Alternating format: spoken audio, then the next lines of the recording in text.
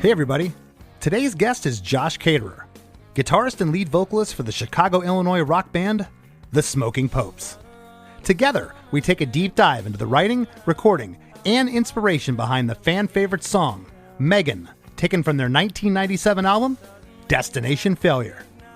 Josh mentioned that Megan was written in 1992, a full 5 years before they recorded it, and he feels like it took all those years for him and the band to flush it out and get it to feel just right. I mentioned that the arrangement and instrumentation of the track are quite simple, but Josh later referred to the production as sparse, which I think is the better descriptor, as there was no need for an overblown production. And the lyrics. Wow. Josh takes us on a bit of a roller coaster, referencing an old movie that serves as the catalyst for the lyrics, and then going on to describe different scenarios to many of the lyrical references, as to what they actually mean, or could mean. Very cool. Oh, and he holds tremendous high praise for producer Jerry Finn for bringing it all together. For all this and a whole lot more, stick around. Hey, have you heard? Krista makes a podcast. Hey, have you heard? Krista makes a podcast. Hey, have you heard? Krista makes a podcast. Hey, have you heard? Krista makes a podcast. Hey, Josh. Hi, Chris. How's it going? Where are you at right now? I am at my home in beautiful Aurora, Illinois. Aurora, Illinois. Well, I know my listeners, they have heard me talk about this before. My band made a career outside of Florida in the Chicago area in the 90s. The scene there was just, absolutely incredible. And, everybody that you were running with, we ended up knowing and, reading the back of these records as a kid, these Screeching Weasel records, and then going there and meeting people that knew those guys and, the Smoking Popes, Slapstick, all the bands that came out of that scene. It was just such a wonderful place to have a band, and all the record stores and everything. It was insane. So did we end up playing together? I believe that we did. I can't recall exactly where it was at. And then, of course, we were label mates with you when you were signed to Capitol Records, and you got signed about a year before we did. Who was your A&R person there? Was it Perry? It was Matt Aberly. Okay, I didn't know Matt. Yeah, so that was 95 for us, and so it was 96 for you? It was November 95 when we got signed, and I want to say they were just getting ready to reissue Born to Quit then. Yeah, I'm hazy on the exact dates. I know that Born to Quit came out on Johann's Face in 94. And then somewhere in late 94, we started talking to Capitol, and we were, that's when all the major label interest was happening for us. So we may have begun negotiations with Capitol in late 94, but it wasn't until 95 that they fully reissued Born to Quit, so we were an active Capitol band in 95. And do you recall any other labels at that point courting you guys or looking at you? Yeah, we were talking to Atlantic, and we were talking to... It started with this guy named Jeff Salzman, who was managing Green Day at the time, called us up and asked if we wanted to be the first band on a label that he was starting, which was going to be an indie, but they were going to get funding from a major, and I can't remember the name of what that label was. But the fact that he called us kind of started this little bidding war, and it started the interest with us. But we ended up talking to Atlantic, and I remember we also were talking to people at Warner Brothers, which brings to mind this thing that I still think about sometimes to this day. We were meeting with Warner Brothers, and we were talking to Danny Goldberg, who was the president of Warner Brothers at the time. And we're sitting in his office, where it's like on the Warner Brothers lot. So we were all freaked out. Like, we went and had lunch in the cafeteria, and the cast of Full House was sitting at the next table. But when we were in Danny Goldberg's office, he's talking to us, and I'm sitting on this couch, and next to me is a table that has like a phone on it that has like a little digital screen on it, right? And so we're sitting there talking to him, and he gets his like secretary comes in, not comes in, but her voice comes in over the intercom and says, Jackson Brown, line 1. and he says to her, just have him wait. And so he keeps talking to us, and he's saying whatever spiel he's giving us about why we should sign to Warner Brothers. And I look over to the phone that's on my right, sitting next to me, and I see on the little digital screen, it says Jackson Brown holding. And for the life of me, I just could not pay any attention to what this guy was saying to me, because the whole time I'm just thinking, Jackson Brown is sitting there waiting on us. Yeah. I am making Jackson Brown wait right now, and it was something that burns itself into your psyche, and you're never the same after that. You know, I love that you thank you for sharing that, because you know how many stories I have that I can only tell other musicians. There's stories like that where you're like, you're not going to believe this. You know, and I could sit here and talk for an hour, but you know, here's the president of the label giving you a spiel, and you can't hear a word he's saying, because all you're doing is staring at the phone where Jackson Brown is holding. That's awesome. Yeah. So at this point, you know, you decide to go with Capitol. They reissue Born to Quit, and you guys are out on the road. I know you had opened up for Green Day around this time, and you're on the road touring a ton. And the next record was with Jerry Finn. Did Green Day come into play with that? Because of course Jerry had worked with them. No, we didn't have any ongoing communication with the guys in Green Day. I mean, we actually played with them once in Chicago when they came through touring for Dookie, which was it 93 when that came out? Dookie was released in 94. Okay, so it was 94, but they were and Dookie had like just come out, and they came through Chicago, and they had us open for them. I think it was at the Riv. And so we met them, and then later, you know, when we were out in California, we ended up stopping by Billy Joe's house and hanging out with him for an afternoon, because we were also like we were getting some label interest from a label that, like, it's all a blur to me now. But I know that at one time we were over at Billy Joe's house, and he was very gracious, and he's really he was great to us. And but beyond that, like, that's the only contact that we had with them. We didn't actually tour with Green Day. There was just the one show, and then another sort of cool afternoon over at Billy Joe's house. Okay.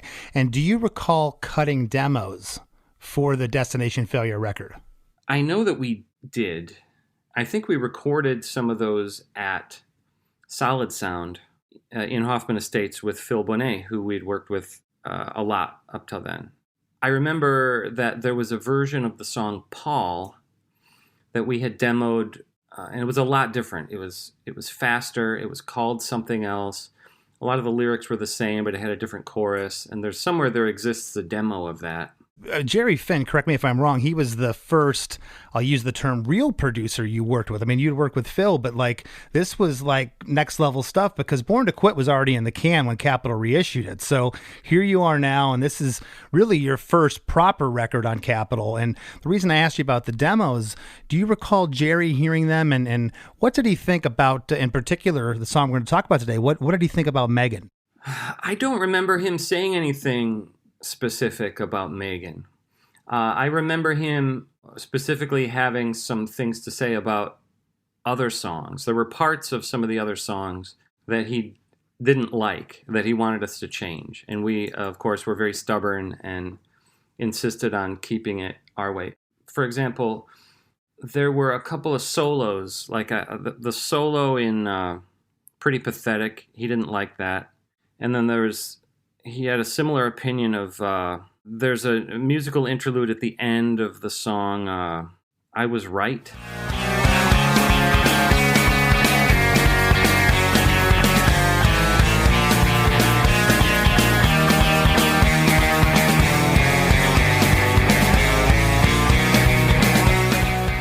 He called these our circus parts. Like, they were too atonal, and the guitar parts sounded goofy to him, and he's like, we got to get those circus parts out of there. And we were like, no, man, it's brilliant. We're sticking to our guns. Okay, well, let's go back. How many demos do you recall? How many songs did you have written? Because I could be off the mark here, but you strike me as a really prolific writer. Were any of the tracks on the record, was Megan a leftover? Did you have it sitting around, or was it written specifically for Destination Failure? Megan, believe it or not, was written several years before that. It was written in 1992. Oh, wow. And I just, maybe about 6 months ago, I ran into Mass Giorgini, who was the guy who was the engineer who recorded our first album, Get Fired, that came out in 93. And he was telling me that he remembered the only demo that we sent him for any of the Get Fired stuff was an acoustic demo of Megan that we didn't end up putting on that record. It was just like me and an acoustic guitar. So he pointed out, yeah, you guys decided you wanted to save Megan, which we ended up saving for two albums. I don't specifically remember why we did that, but I sort of have a theory about why we would have done that. Okay, well, I'd like to hear the theory because it's interesting. The track is 9 out of 16 on the album. So, typically a label's going to get involved at some point and go, here's your singles are up here around the 1 to 4, 5 position. It kind of seemed like it was buried in the record, but also there is just amazing songs on here. I Know You Love Me. I believe that the label, that was one that they had gravitated to. You mentioned Pretty Pathetic, which is amazing. But there's something about this track. I know people have talked to you about this song. I've watched live videos. There's something about this song that's magic. It does seem to resonate with people. We get a lot of feedback about that song. And it's one of those songs that gets a palpable response when we launch into it live. Although Capitol did not gravitate towards it originally because it was one of the songs that we recorded in our first batch on Destination Failure, and they heard it and the other songs, and they said, we don't hear a single, so you got to go back in. And that's when I wrote I Know You Love Me. So you say first batch. That was when you went in and recorded the record. They didn't like it, and you went back in to tweak. Yeah. Okay. And was that with Jerry Finn, the initial recordings as well? Yeah. Okay. So all of Destination Failure was recorded in 2 studios. CRC, Chicago Recording Company. We were there for 6 weeks, and we recorded all the basic tracks. So all drums, bass, and Eli's rhythm guitar parts were recorded in Chicago. And then we ran out of time because we were going long. So instead of extending our time at CRC, Jerry Finn suggested, all we have left to do are your parts, Josh. So why don't the two of us just go out to LA, and I'll get us a room at Conway Studio, and we'll do all your parts there. It'll be fun. It's a great studio. And so I agreed to do that. So the whole album was recorded sort of like, every song has parts from 2 different states on it, except for I Know You Love Me, which was recorded later, and that was recorded entirely at Conway. So you said you wrote this song around 91, 92, somewhere in there. Do you remember writing it? Yeah, I do have some memory of the initial inspiration for the song. I remember where I was when I got the initial spark of the song. It was in Crystal Lake, Illinois. I was living at our drummer Mike's parents' house with him because, my parents had kicked me out for various reasons, and I was living over at the Felmley's house, and there was this stoplight intersection in Crystal Lake where there were train tracks. There was a railroad crossing there that you had to go through to get from their little suburb into downtown Crystal Lake, and so often you were caught at this railroad crossing. And one time I was sitting there. The bar was down, the lights were flashing, and the bell is dinging. And I just sort of got this weird picture of being like, what if I just drove around this thing? And it's not that I was suicidal. I was just thinking poetically. What if I were to drive around this and just park on the tracks and wait for the train to hit me.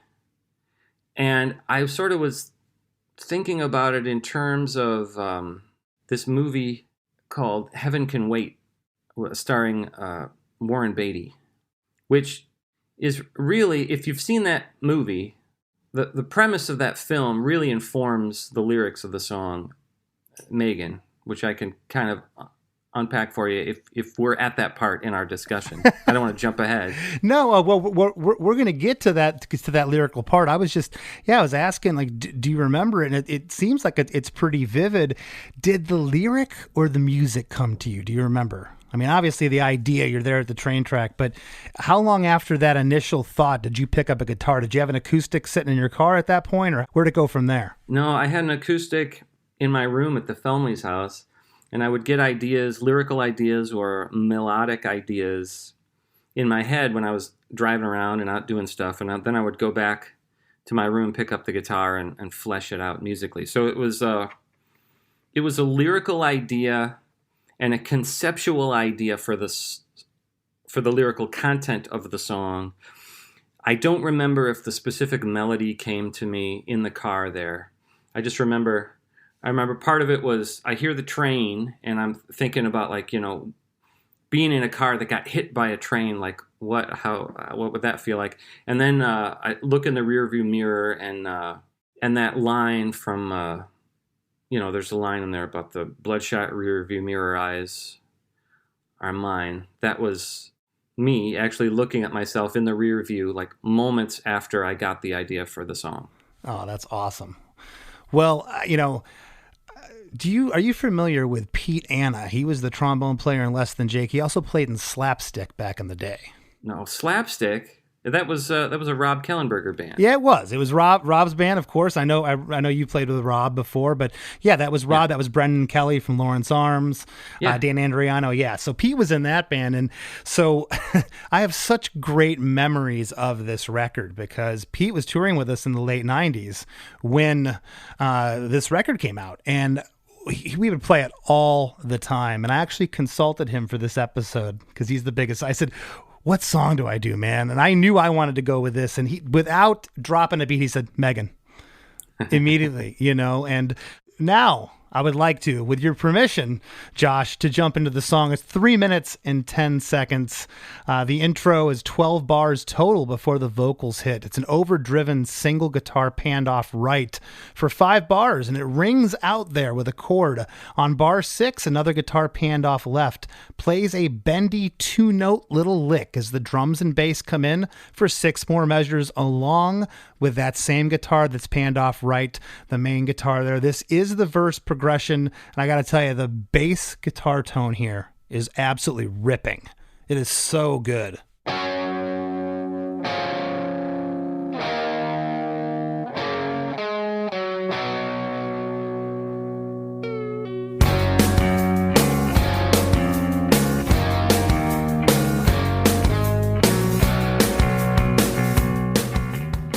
Jerry Finn's tones were just beautiful.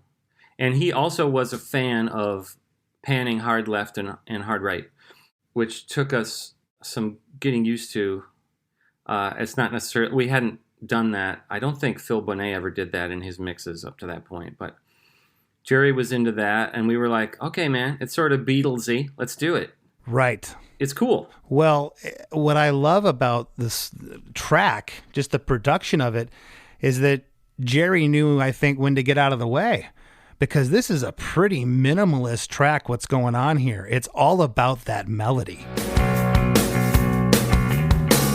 Butter on a summer day when she's around. I was on the tracks when the gate came down. Suddenly I recognized those bloodshot rearview mirror eyes in mine. By the way, until 3 days ago when I started studying for this episode, I thought it was met her on a summer day. Not the lyric that I'm about to read.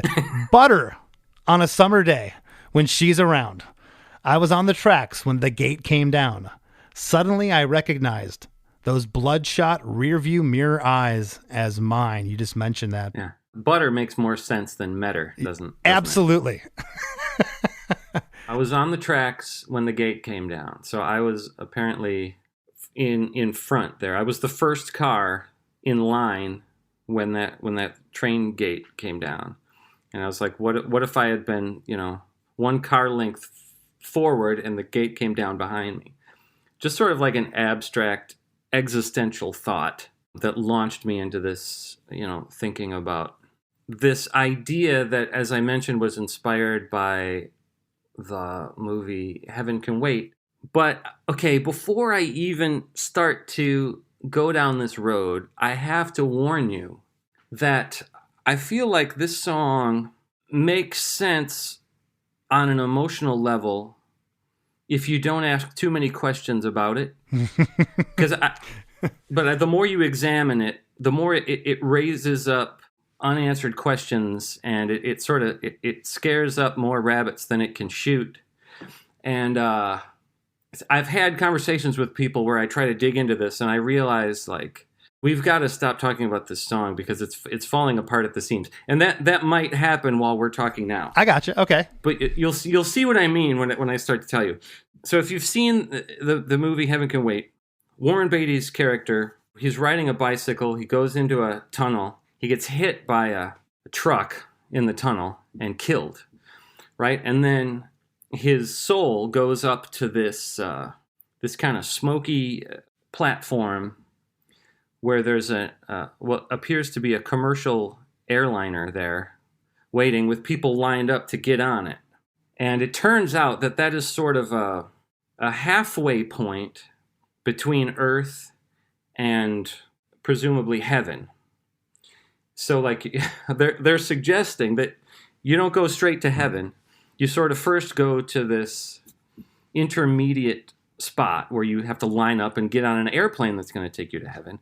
And he, of course, feels like he's not ready to get on that plane, so he starts to wander off, and he tries to resist it. That's when Buck Henry comes over and with his clipboard and tries to persuade him to get on the plane.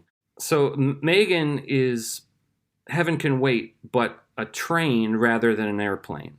So I'm thinking that if the train hits you, then I'm and you die, then I'm envisioning this other sort of train platform that is an intermediate area where you're then supposed to line up and get onto a train that's going to take you to your final spiritual destination.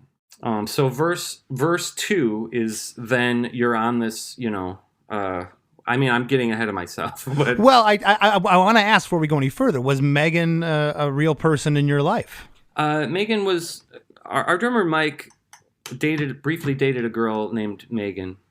He ended up being married to a woman named Megan, but that's not, okay. that was later. That's later. He had a girlfriend named Megan who I didn't know well.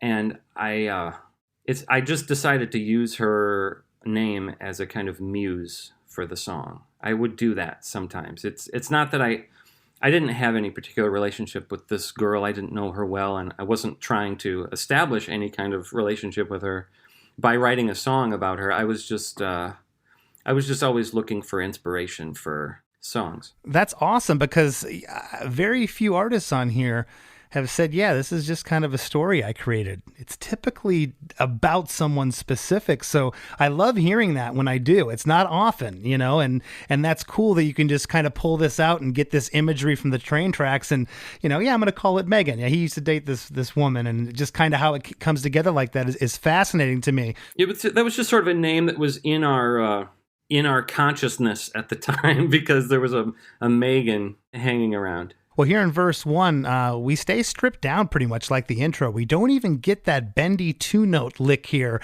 halfway through that was at the top. And Josh, I wrote these next notes just to how I kind of feel about the song. I wrote here, so simplistic.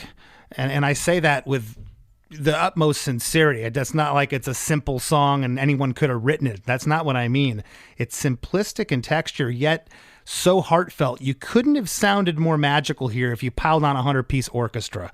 It's honest. It's well, if I tried to sing I don't even know, it could be in any context, the word butter, it would come off laughable, and there's a magic here. I'm not kidding. There's a way that you sing this that's just, it gives me a lump in my throat when I hear this song. I don't exactly know why. It absolutely moves me. The other thing I love about it, and I've talked about this a lot on the show, Josh, is there's no harmonies in this song. That makes it so much more personal to me. That's just you singing to the listener, singing, it's not a bunch of voices or you double tracking yourself. And I love that about it. The next part we get into is the pre-chorus, first pre-chorus of the song. Another guitar comes in here, hard panned left. And that's what you're talking about that Jerry was doing here. And again, subtle, not this huge part. It's just another guitar joins the party.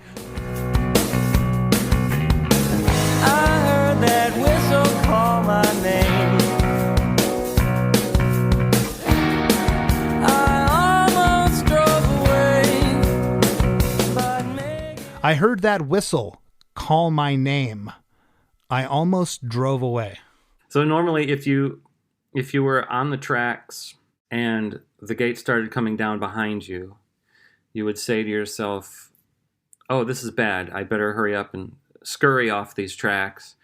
But here's a guy who sort of hears the train whistle calling to him. And here's kind of why I start to say that there's just unanswerable questions that are raised by these lyrics. So it's like the guy who is the main character in the song, the protagonist, if you will, is he actually suicidal, like depressed? He seems to be in love with this girl, Megan. Because as you see the story unfold, he's wanting to be united with her, and feels like he's gonna meet up with her. Like maybe if she's on the train, that there's some sort of union that's going to take place if he's killed by the train that she's on, or that she is going to meet up with him at that platform. Or maybe he's thinking he'll be killed and she'll be killed in the train wreck, and they'll both be on the same platform to go to the same place. I think that's the most logical. I wasn't thinking all of that through when I wrote the lyrics. I was just sort of feeling my way through. It was very intuitive. Well, if you could recall, I'm gonna put you on the spot. Give me 3 examples, as I know this has happened to you. 3 examples of fans that have walked up to you at a show or have written you an email and said, "This is what this song means to me." Oh. Because here you as the writer, you just described it could be 3 or 4 different scenarios going on. And that's where it's kind of getting murky, when you try to explain this song, because even in your head, which is fascinating what you're saying to me, I haven't heard anybody else in the show say that either, that, oh, I could have meant this many things about it. It's usually it's one specific thing. It's not open to interpretation. Right. But there is something kind of nebulous and ethereal about the storyline in this song that people ask me about, and they've asked me about it a lot over the years. And this is one where it doesn't seem like people have a definite idea about what's going on in this song, which is why they keep asking me about it. Yeah. Because they're like, what's going on here? So you get hit by the train or not? And I'm like, yeah. Have you ever seen Heaven Can Wait? And like, not a lot of people have. Not people of my generation. It was like one of my mom's favorite movies. Okay. Gotcha. So it's like more people that are over 50 at this point would enjoy that film, but it's a really good movie.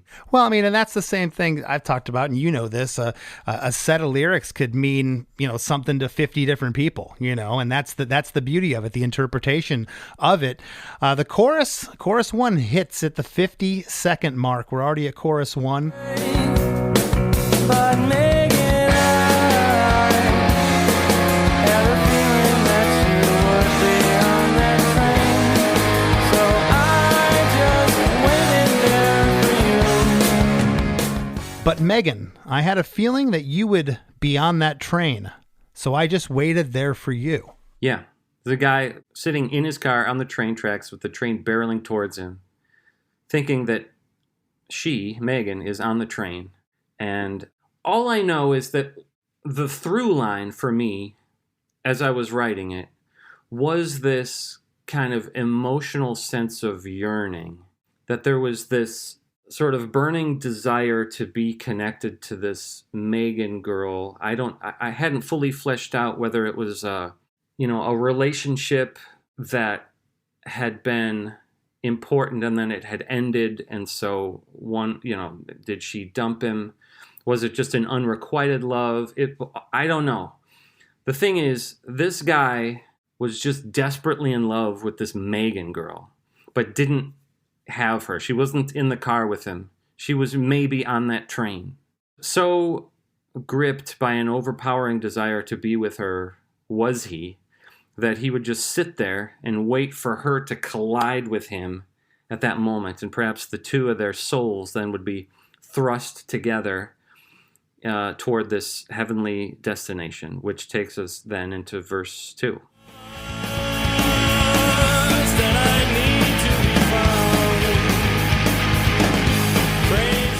Hey everybody, we got to take a quick break for a word from our sponsors, but we got lots more with Josh Caterer coming right up.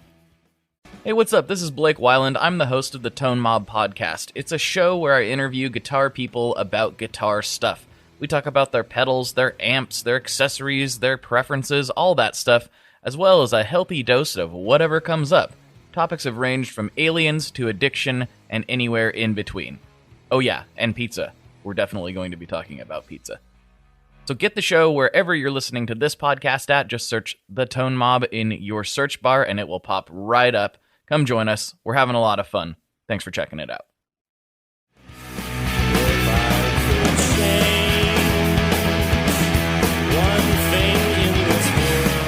And now, back to the show. What I love about the ambiguity of the lyric and everything that you're saying is still in that chorus, at least the first two choruses, you get, so I just waited there for you.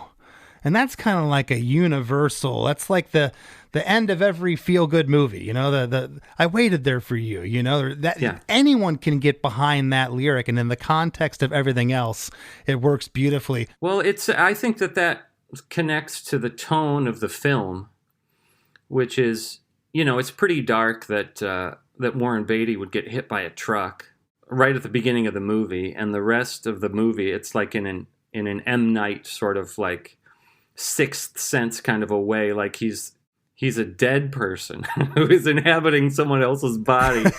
So that's pretty dark, but the movie itself has like a lighthearted kind of tone. You got Buck Henry, you got Charles Grodin and Diane Cannon. There's a lot of laughs in the movie, and it's like it sort of takes something heavy and gives it a light touch. Well, talking about that panning again, guitar panned hard left is doing a nice arpeggiated part. It's great. You can really, talking about that panning, you can really pick out the notes. They're so isolated that it's a beautiful tone that's going on there. And the guitar right is playing rung out chords, and there's a guitar strumming right up the middle here, which I love. Do you remember having those conversations with Jerry? Like, hey, I want to bring a guitar right up the middle for this part too. All that panning stuff was his idea, and we were all for it. I do remember that I was the one who played the little 2-note thing at the beginning, the near, and I'm pretty sure that Eli was the one who at that point was playing the descending sparse guitar part. I don't remember who did the jangly arpeggio thing in the chorus. It might have been Eli. I feel like that was Eli. I know I'm the one that played the actual guitar solo, but the two of us kind of just swapped. Well, I love what's going on here, but in terms of that panning, a lot of times you'll do stereo guitars that are, they're a mirror image of each other. And then like that little jangly arpeggio would kind of be like just maybe slightly panned right or panned left or something, or maybe even in the middle. But here that arpeggiated part gets its own feature, panned hard left, and that strumming guitar right up the middle. I love the way that the chorus makes me feel here. It's great. Cool. By the way, thank you. I mean, you're saying a lot of lovely things about this song, and I just right now I want to give you one big thank you for all of it. I appreciate that you like this song so much. I do. I love it. This song, like I said, it moves me. It's absolutely brilliant. Verse 2. Caught a ride to another town where the air was clean and the sun never goes down.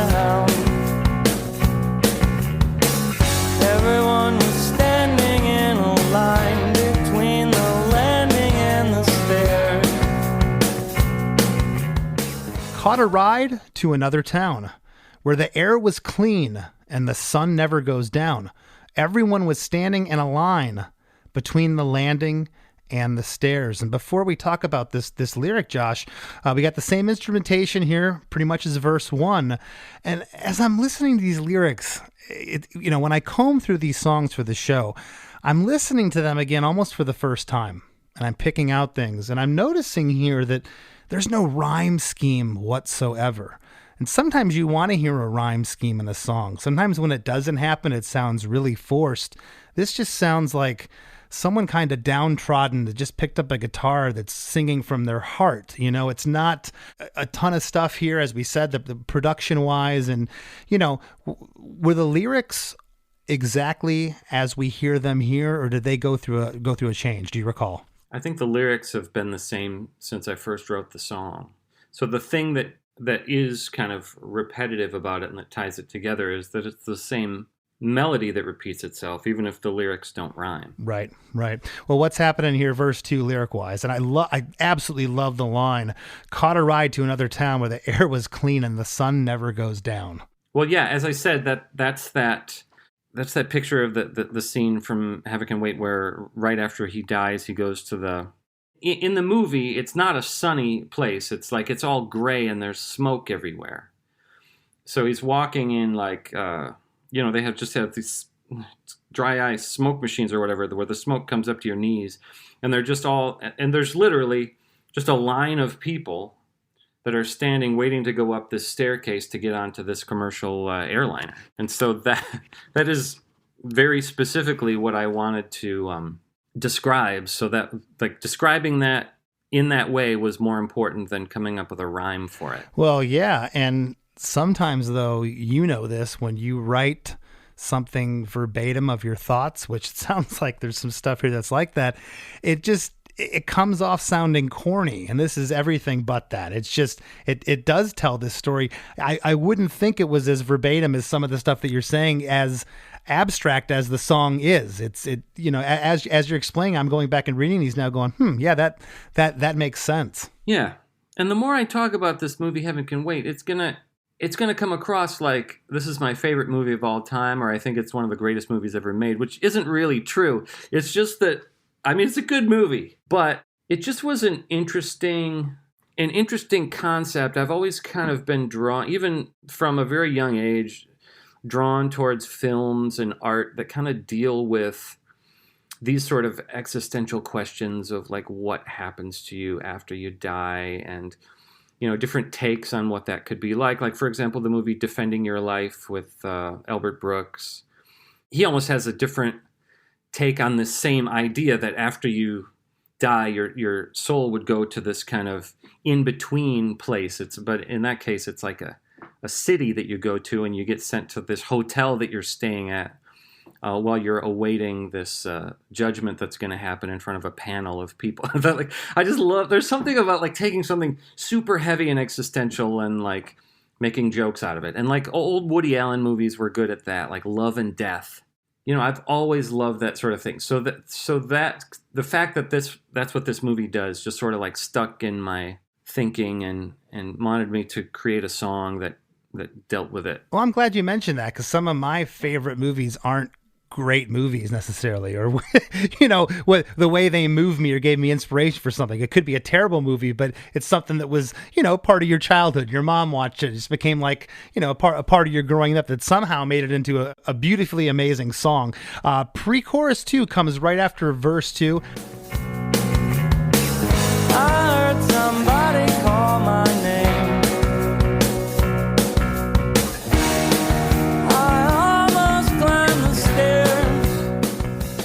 I heard somebody call my name.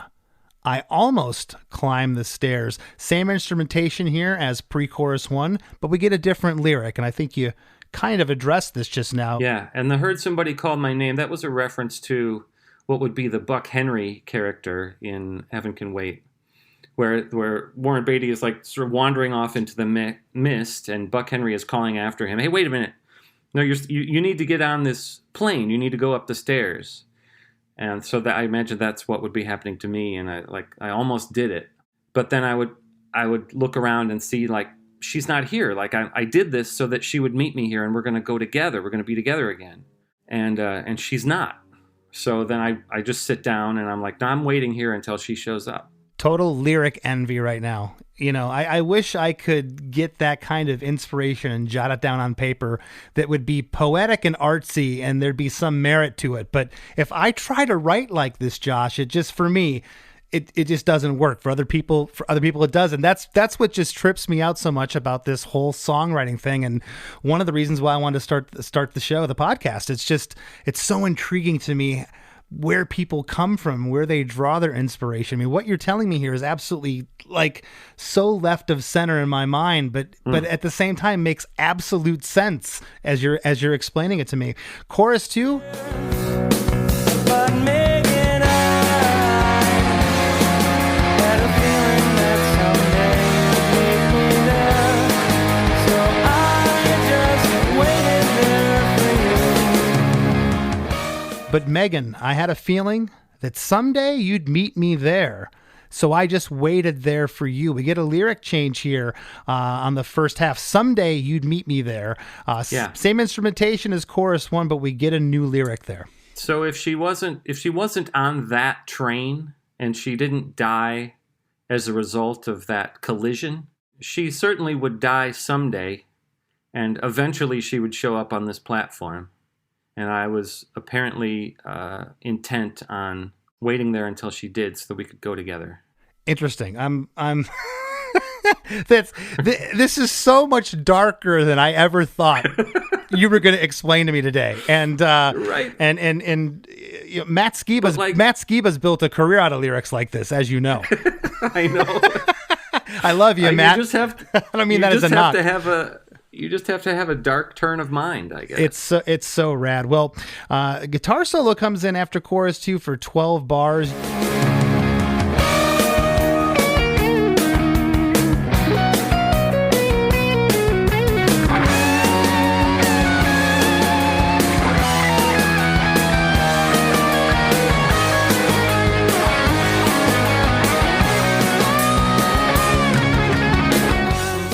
Do you believe you played this whole solo? Yeah, I remember playing it, and I remember writing the solo. Because it's really interesting, because the first 4 bars are just like this slightly overdriven guitar panned barely left.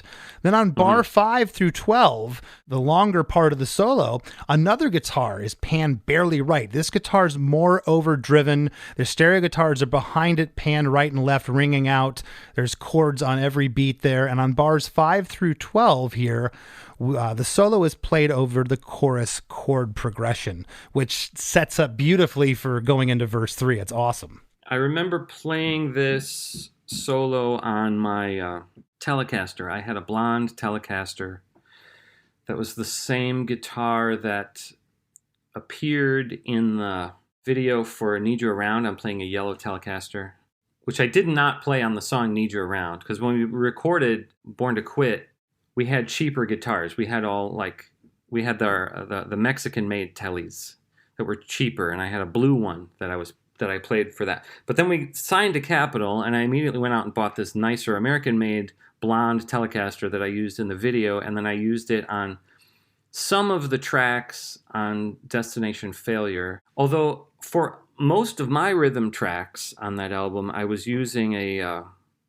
gold top Les Paul that belonged to Jerry Finn and was playing through an amp that belonged to Jerry Finn. He had a lot of spectacular musical gear, and he had this Marshall amp that was like a signature Slash model Jubilee 800 amp. I'm not that much of a gearhead. No, but I know that I know the amp you're talking about, because Rob Cavallo talked to me about the same amp. Jerry Finn had modded this thing out. Yes. Yeah. I played almost all of my rhythm tracks on Destination Failure through that amp with a gold top Les Paul that belonged to Jerry Finn. But on this particular song, I remember using my Tele because we wanted that twang.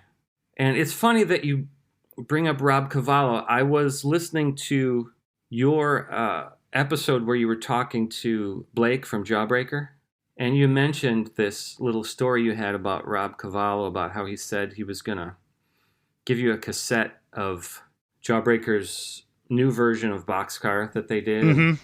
Yeah. And he never did. Yeah, and I found it on YouTube years later. Okay. Yeah. Well, I have a related story of Rob Cavallo, because when we were, because him and Jerry Finn were friends. Yeah. And when we were making Destination Failure, at one point Rob Cavallo stopped by the studio and was talking to him, and he was talking all about how the project that he was working on at the time was a Lindsey Buckingham solo album at a different studio in town. And I was like, oh man, I'm like a huge Lindsey Buckingham fan. Like, and he was like, oh, I'll take you over there someday. Just I'll call you, like next time I'm in, I'll ask if I can have somebody stop by, and I'll let you know, and you guys can come over and meet Lindsey. I was like, oh my goodness. Then for weeks after that, I had this underlying sense of terror that any day I was going to be called upon to go over and meet Lindsey Buckingham, and I was going to make a fool of myself and not know what to say to him. And I kept thinking about, like, what am I going to ask Lindsey Buckingham? Do I just play it cool and just sort of be like, yeah, what's up? Or like, do I have a bunch of questions for him about, like, how did you, Total geek out on him. Yeah, like production questions about how you made Tusk, or, what do I ask him? And but of course, Rob Cavallo never came through. He did. He never. So like, I think there's a bunch of stories about him making empty promises to bands. I have one, but I won't take it too far here, but won't get too off subject. But yeah, he promised us a night to hang out with my band with Stevie Nicks, who he was producing at the time. That didn't happen. So there's a Fleetwood Mac connection. I gotta say, when you said you had a fear, and you said it was a fear of going over there and meeting, I thought you said where you were going with it was you had a fear of Rob taking you over there, but the joke was on you. It wasn't going to be Lindsey, but it was going to be Jackson Brown. Right. And he was still mad about being on hold. He's still pissed off about being on hold. He has not forgotten. Yeah. He has not forgotten. He's like, I was on hold for 25 minutes, and it's your fault. Well, out of the guitar solo, I'm going to try to reel it back in here. Out of the guitar solo, we come into verse 3.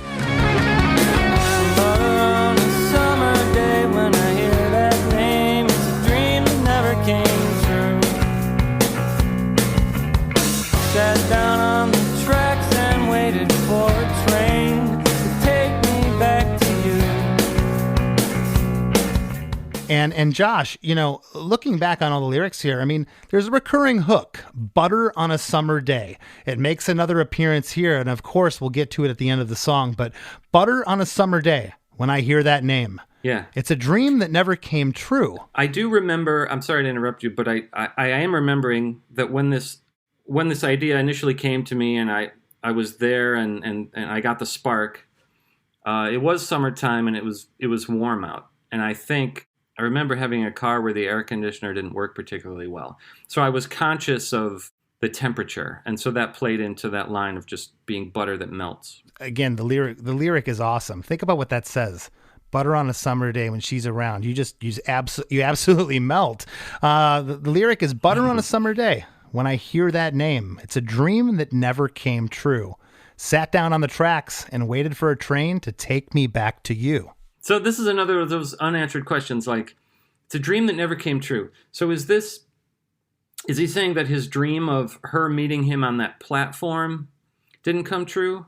Or is the entire relationship a dream that didn't come true? Is this somebody that he fantasized about, but she either rejected him to begin with, or he never had the courage to talk to her in the first place? I don't know. Somehow it's just it's an unfulfilled longing. It seems more like that feeling of just being destroyed by an unfulfilled longing for a person is what was driving the narrative forward there, and not to think too hard about like what some of those questions are. I'm just speaking for myself here, and I mean this. I think you could have sang anything here, and I'd still get the same feeling, me personally. Oh, just because of the melody? Because of the melody and just how soft your voice is, your delivery, your enunciation, the feeling of it. Like I said, I've talked about it on the show before, Josh, where sometimes you can say, yeah, I believe that vocal, that person sold it. Other times it doesn't hit you a certain way because maybe they didn't sell or for whatever reason. We don't know what's going to hit us and what's not. But, I think the lyrics in this song are amazing. But I'm, again, speaking just for me, I'm not so sure that they could have been anything and it would have hit me the same way. And that's what I love about it. I feel like I wouldn't have consciously said this at the time, but looking back on the time period where we recorded it, I think that this was a layer, like a sub-layer of what was happening for me kind of emotionally, is that there was something magical for me about the fact that I was recording my vocals in, the studio was located in Hollywood, and I was staying at a hotel like right on Sunset Boulevard in Hollywood, California.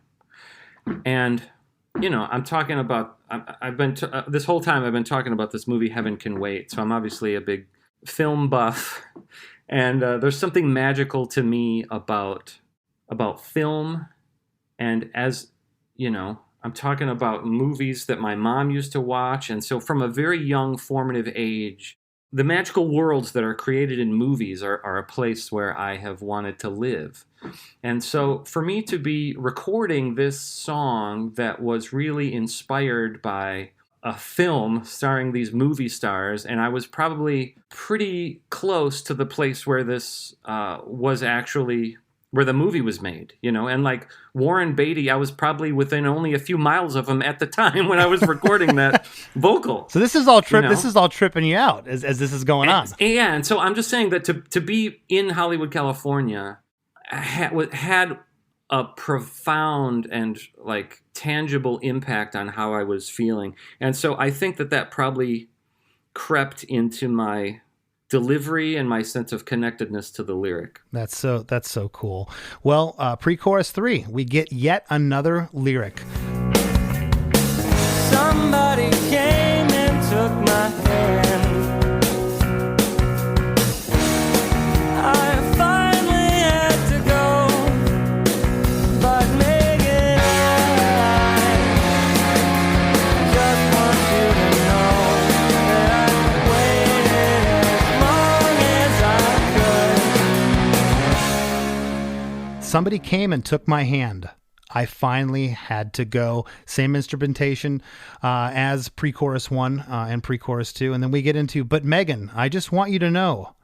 And here's the lyric change, that I waited as long as I could. So you're pointing out that there are lines that repeat themselves, but they're followed by different lines where I'll take like what seems like it's going to be a repeating part and change. I love that. That's something that I tend to do. Sometimes I can throw myself off, and it makes me forget lyrics when I'm on stage because the lyrics are like too similar, and I can't remember if I'm in the first verse or the third verse. And the only time you know is when you get off stage and you're hanging out by the merch booth. Someone goes, you realize you sang pre-chorus 1 the second time, and you're like, thanks, dude, appreciate it. Yeah. I was like, I thought that might be happening. Well, at the last line here, that I waited as long as I could, the whole band rings out. And then that one guitar from the top comes back in. Butter on a summer day when she's around.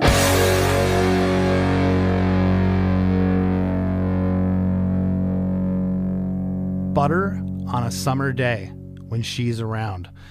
And that just says, again, that lyric says so much about what this person does to you. I'm calling this last little part here the outro. It could also be considered a coda, I think. And it's interesting, my take on this last part here, Josh. It's a start of another verse, essentially. Like this feeling will never go away. Like it's a cliffhanger. Like that, like it's still going on, but you as a listener don't know. It's kind of eerie the way this ends. And then does it kind of suggest a to be continued, like because you've shifted in the first verse from butter on a summer day when she's around, and then it shifts to a butter on a summer day when I hear that name. So he's not with her; he's just hearing about her. But then again, it's a reference to her being around. So are we to believe that they were united at some point in the great beyond, and that was the beginning of another verse that never came to be, at least not in the physical realm. Well, it's interesting you point that. That's the vibe I get from it. Like, this isn't over, but at the same time, you guys capped it at the very end with this big major, F sharp chord, just boom. It's like, where did this come from? And it's a strange but perfect ending. Well, again, thank you. I'm glad you feel it's perfect. It's one of those things where, like, it's interesting to sit around and, like, examine some work that you did after the fact and to sort of feel like it makes it seem more like everything was intentional and that there was more of a strategy to all of it.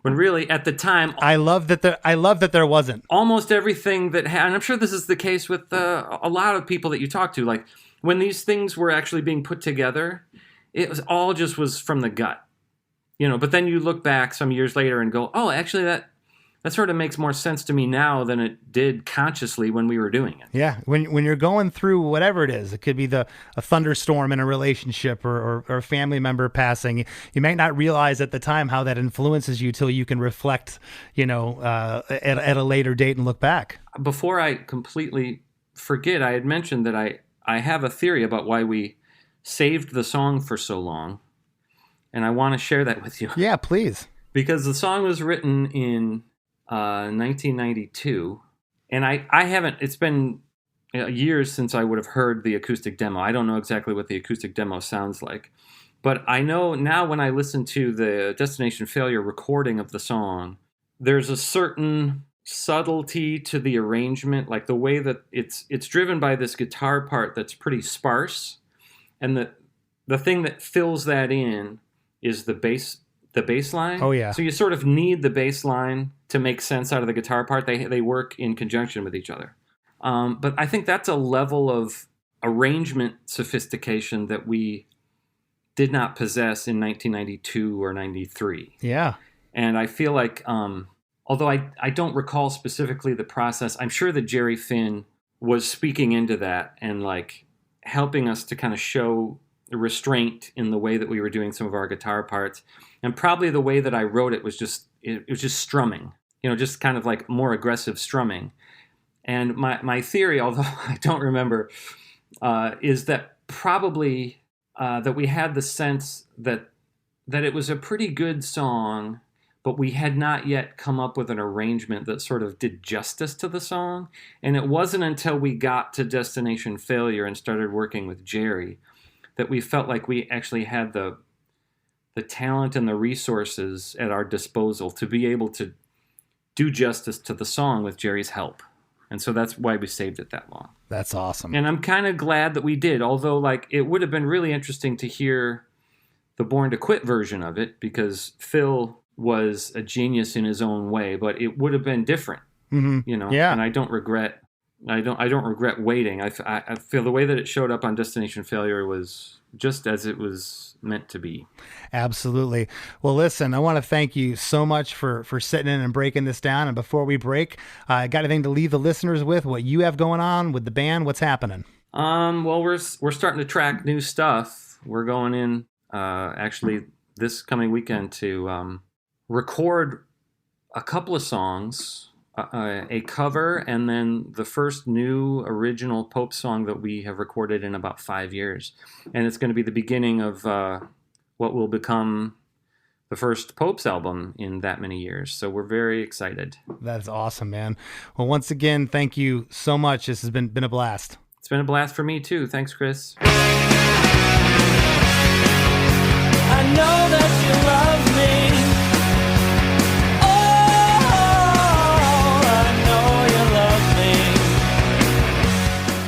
Man, that episode was great. I can't wait to talk about that one with Chris in the rap segment that's coming up, as well as the band you might not know. It's all coming up right after a few quick words from our sponsors. Hey there, I am Johnny Christ from Avenged Sevenfold, and I've got a podcast called Drinks with Johnny you're going to want to check out. I sit down with a bunch of different people from all different walks of life, from professional wrestlers to actors, comedians, fighters, musicians. everything in between. I'm just looking to make some friends and have a good time doing it. So if that sounds like something you're into, go check out Drinks with Johnny, streaming everywhere now. Do you like to laugh, geek out on music, and learn all about that band or artist who had that one song back in the day, but then seemed to fall off the face of the earth? If so, you need to subscribe to One Hit Thunder. Together with an array of interesting and hilarious guests, we do a weekly dive into one-hit wonders like Eiffel 65's Blue, Krayshawn's Gucci Gucci, EMF's Unbelievable, Delamitri's Roll to Me, Los Del Rio's Macarena, Musical Youth's Pass to Dutchie, and even Patrick Swayze's She's Like the Wind. So are you subscribed to One Hit Thunder or what? As Desiree would say, you gotta be. And as K7 would encourage, you gotta come, baby, come and join in on the fun of the One Hit Thunder podcast. Come, baby, come, baby, baby, come, come. Come, baby, come, baby, baby, come. As we near the end of the show, here's a band you might not know. Welcome to this week's Band You Might Not Know. If you'd like your band to be considered for Krista Makes a Podcast, all you have to do is email your best song via MP3 only and a short bio to bandyoumightnotknow@gmail.com. This week's featured artist is Shrug Dealer, a 4-piece melodic punk rock band from New York City. You can find their music on Bandcamp, and their most recent album is called Infested. Here's a snippet of their song, The Call of Epigon. Week after week, we practice record songs. Simple chants for sing-alongs. For 7 friends who don't keep track and hold bar flies who'd rather see a funky jazz band.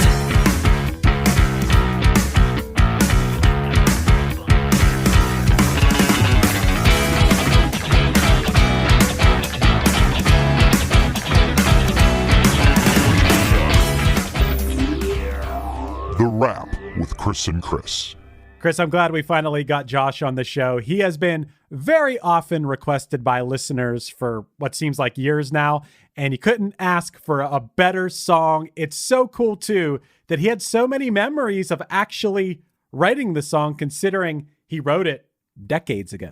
I know, yeah. It was, written a full 5 years before Destination Failure was released, and I thought it was a really cool admission near the end when he, basically said, I don't think we were ready as a band to track this song. And that's so cool because you don't really, I think, know those things at the time. It's something you have to reflect on later. You don't know, no one at 20 years old has a governor that, strong that says, you know what, I better wait. I'm not up to snuff yet with my songwriting to release this, but I'm glad they did. I feel like you've asked so many people, was this from the previous album's writing, or did you write it specifically for this album? I feel like 50 people in a row said, no, we wrote it for this album. This is the first time, definitely the first time that I think someone said, no, this was from 2 albums ago. And it's just, we held on to it for that long. So I thought that was pretty interesting. Finally, someone had written the song a long time ago. And you're right, maybe it was subconsciously.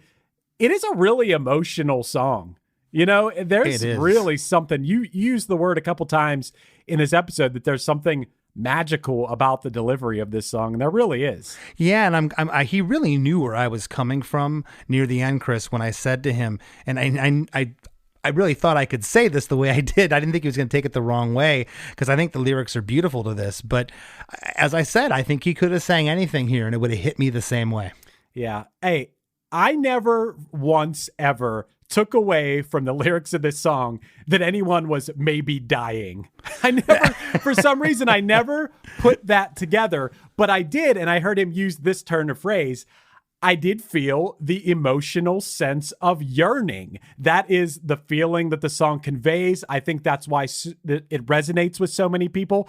And really, it's his delivery. It's you said the personal nature of his delivery. It's just the solo vocals. There's no harmonies. That honestly, as a melody guy, it wouldn't really even matter what the exact story is to me. Yes, the butter on a summer day when she's around, that's such a great lyric that you can really grab onto. But the specifics of what the song is about didn't matter to me. It was just how it made me feel. Yeah, and I can't recall a time on the show where someone's been like, well, yeah, I don't really know what this part means. It could mean this, but it could mean this, but it could mean this. And my head was about to explode at one moment going, wow, this is such a different take, on where this emotion, where this inspiration came for a lyric. It was very different. So much from that movie. I've never seen that movie. Have you seen that movie? No, I have not. No. I want to see it now. Yeah. And what else I think is really interesting and makes me like this song is that I have no sense when this song ends that the narrator, that being Josh in this song, the person in the first person perspective, and Megan, the muse of the song, got together. And I think that'd be way less interesting if the end of this song was, oh, and then we got together and I love you happily ever after. I think it's way more interesting that either A, he's waiting for her and she never shows up. That's so relatable and it hits you so hard. That's where that lump in the throat might come, thinking about how sad that is. Or that's just left to the imagination. Maybe she does, maybe she doesn't. I think that's the way more artistic and beautiful way to end this song. I love it. And it makes me think, man, it makes me think of another band and another lyric. When you're talking about that final lyric of the song, it makes me think of, I don't know if you're as big of a fan as I am, Chris. I've tried to get him on the podcast, but They Might Be Giants, in what's probably their biggest song, Don't Let's Start, they have this lyric. And I watched a documentary about them where it was just a bunch of different people. Two people I remember talking about this lyric were Mark Hoppus was in it talking about it, and Sarah Silverman was talking about it. This one lyric, which is, no one in the world ever gets what they want, and that is beautiful. Everybody dies frustrated and sad, and that is beautiful.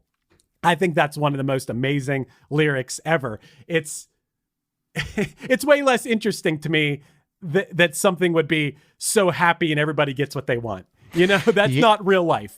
Yeah, no, and there's a lot of ambiguity with this song, but at the end, I called it a coda here, this little outro. It makes you feel like it's a cliffhanger. Like my emotions with this song, they're not resolved. It's kind of morose. It's kind of, you use the word a yearning. It's sad. It's all these emotions rolled into one. But then there's like a glimmer of hope at the end of this, almost like there's a part two to the song that it isn't there. It's, I don't know, a lot of emotions with this one. And, I recall hearing this, as I said, a ton back on the tour bus in the late 90s. This was like a record that we listened to for like a year straight. Our old trombone player Pete would always play it. And to go back to this, and I had mentioned to Josh that I love this so much, this show, and I've talked about it, where I feel like I'm listening to these songs for the first time, and this song was just so many things jumped out at me. He used the word, I think this is the word I was looking for. I kept saying the song's simple. He used the word sparse, and that I'm going to remember that word. That's a great word to describe a song like this. It's not overblown. It doesn't need to be. And man, I've heard him play this song acoustically, and it's just as spine-tingling as this. Well, one thing that you didn't bring up to him that I thought you were going to talk about for sure, and we have to talk about here in the rap, is his voice. He has one of those voices that he could sing one word and you're like, oh, that's Smoking Popes. It is so recognizable, and that just helps with that. Yeah, the music in this song is sparse. Yeah, that's a great descriptive word of what this song is, but his voice, it's so powerful and it's so unique. You don't need much to just, the music just serves to enhance his voice and his delivery, man. It's so good. Yeah, I was really, really glad that he came on. It was only a couple of weeks ago that I just, cold hit him up on Instagram, and next thing you know, he hit me back, said he'd love to be on, and also found out he's a fan of the show. He's listened to a couple episodes, which is absolutely great. And speaking of fans of the episodes, that's you guys out there listening. We appreciate each and every one of you. If you haven't already, head over to ChrisDeMakes.com and sign up for our supporting cast, where you get bonus episodes each week. Chris and I talk about a myriad of subjects, and we talk about them well. I think we talk about them well, Chris. It's a great podcast. The After Party, I'm kind of sad that it's only to members of the supporting cast, because we put so much love into it, and it's so fun and good that, we really appreciate everyone who joins the supporting cast at ChrisDeMakes.com. And I think that anyone who's a member could attest to the fact that the after party is its own thing that's different than this podcast, but just as fun. Absolutely. And hey, I'm still writing those custom songs. If you'd like a custom song for you or that special someone or a jingle for your business, hit me up at DeMakes@gmail.com. I'd love to write you a song. And give me a follow on Instagram at less-than-ChrisD. Want to thank this week's guest, Josh Caterer, for sitting with us, and we'll see you next week.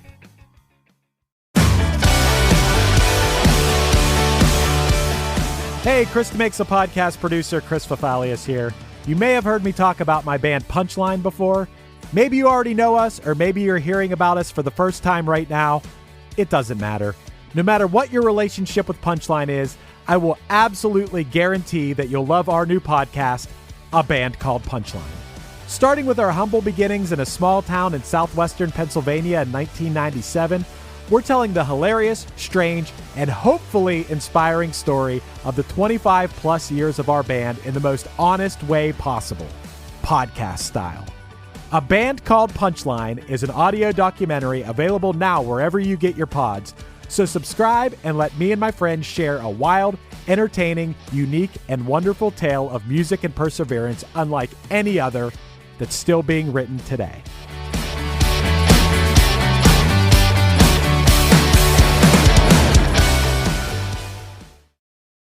Do you like to laugh, geek out on music, and learn all about that band or artist who had that one song back in the day, but then seemed to fall off the face of the earth?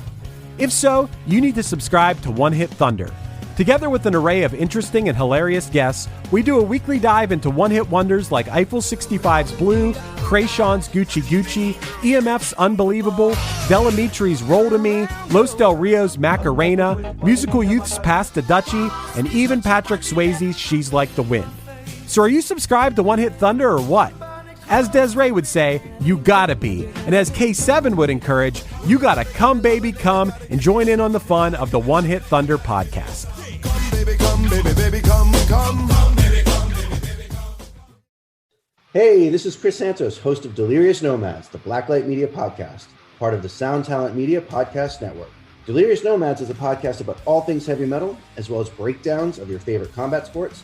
And me being a chef and all, we'll be riffing on some food talk every week with very special guests from across the globe.